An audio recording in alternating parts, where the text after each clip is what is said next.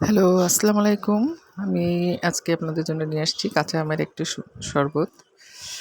গরমে খুবই মজাদার এই শরবতটা। তো আমি কিছু কাঁচা আম কুচিয়ে নিয়েছি এবং মসলা নিয়েছি, লবণ, চিনি, বিট লবণ, কাঁচামরিচ।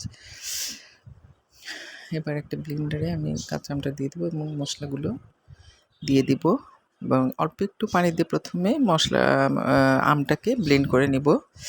তো ব্লেন্ড হয়ে গেলে এর মধ্যে আমি একটু কাসুন্দি দিয়ে দিব। কাসুন্দিটা দিলে খুবই ভালো লাগে, টেস্টটা ভালো হয়। কাসুন্দি দেওয়ার পরে আমি এবার ওই পরিমাণ মতো পানি দিব। যতটুকু আমার প্রয়োজন ঘন রাখার বা পাতলা করার আমি ততটুকু পানি দিব এবং গ্লাসে ঢেলে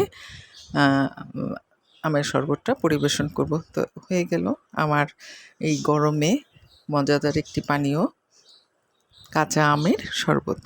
তো সবাই ভালো থাকবেন, আশা করছি আমার সাথে থাকবেন, ফলো দিবেন। ওকে, আল্লাহ হাফেজ।